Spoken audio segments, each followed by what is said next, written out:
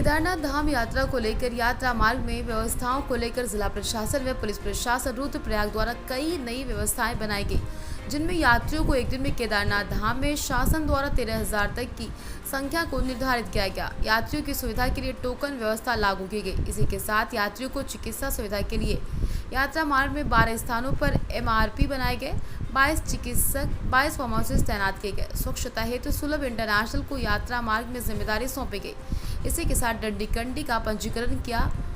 जिला पंचायत द्वारा जिलाधिकारी ने अवगत कराया कि आने वाले तीर्थ यात्रियों के लिए उचित आवास व्यवस्था हेतु गुप्त कशी से बड़ी लिचौली तक GMVN के गेस्ट हाउस में 2500 लोगों के ठहरने की व्यवस्था होगी। पुलिस अधीक्षक डॉक्टर विशाखा अशोक भदानी ने कहा, यात्रा को व्यवस्थित ढंग से संचालित करने के लिए 450 पुलिस अधिकारी एवं कर्मचारियों की तैनाती की गई। 150 से 200 पुलिसकर्मियों की व्यवस्था बाहर से की जा रही और भी व्यवस्थाएं बनाई जा रही हैं। केदारनाथ धाम की यात्रा 25 अप्रैल से प्रारंभ होने जा रही है और उसके लिए हम लोगों ने पिछली यात्रा की समाप्ति के बाद से ही काफ़ी तैयारियां शुरू की थी और सभी डिपार्टमेंट्स के द्वारा जो उनको प्रोजेक्ट्स दिए गए हैं वो अब पूर्ण होने की अवधि में आ गए हैं। पिछले 15 से 20 दिन में अगर हम देखें तो काफ़ी बारिश केदारनाथ धाम में और नीचे के एरिया में भी हुई है, लेकिन फिर भी पिछले कुछ दिन एक सप्ताह से जब मौसम खुला है तो हमने अपनी गति जो है कार्य को पूर्ण करने की उसमें बढ़ावा दिया है। और आप देखेंगे ट्रैक मार्ग से लेकर NH आदि की जो भी हमारा अप्रोच है उस सब पे लगातार कार्य चल रहा है और यात्रा से पहले उसको पूर्ण कर लिया जाएगा।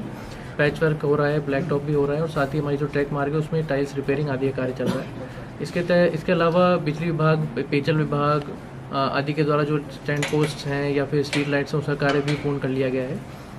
घोड़े खच्चरों के लिए काफ़ी इस बार स्टेप्स लिए गए हैं ताकि उनकी स्वास्थ्य के प्रति और लोगों को जागरूक किया जा सके। हमारे वेटनरी डॉक्टर्स का रिक्रूटमेंट किया गया है और गर्म पानी की सुविधा भी बढ़ाई गई है और एनिमल क्रूएल्टी ना हो इसके लिए जन जागरूकता फैलाई गई है और अगर फिर भी कोई करेगा तो उस पर हम विधिक कार्रवाई करेंगे।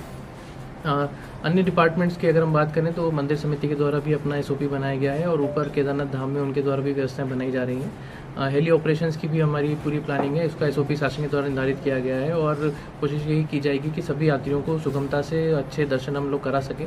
रजिस्ट्रेशन की प्रक्रिया हमारी केदारनाथ धाम की अच्छे से चल रही है और काफ़ी अच्छी संख्या में यात्रियों के द्वारा रजिस्ट्रेशन किया जा रहा है और हम उम्मीद यही करते हैं कि पिछले साल का जो हमारा आंकड़ा था उससे भी ज़्यादा श्रद्धालु इस सीज़न में दर्शन करने केदारनाथ धाम आएंगे। टीमें हमारी तैनात हो चुकी हैं और एक बार मेरे द्वारा और दूसरी बार CDO साहब के द्वारा पूरे ट्रैक मार्ग पर सभी विभाग जो हमारे कार्य कर रहे हैं उनको निरीक्षण किया जा चुका है और हमारे सभी सेक्टर ऑफिसर्स और सभी डिपार्टमेंट्स लगातार मॉनिटरिंग कर रहे हैं और 22 तारीख को हमारे सभी सेक्टर ऑफिसर्स पहुंच जाएंगे अपने अपने ऑफिसेज़ में यात्रा मार्ग पर जहाँ उनका ऑफिस है और साथ ही सभी डिपार्टमेंट्स के जो कर्मचारी हैं वो लगातार पूरे मार्ग पर और केदारनाथ धाम में अपने डिपार्टमेंट्स के काम को पूर्ण कर रहे हैं।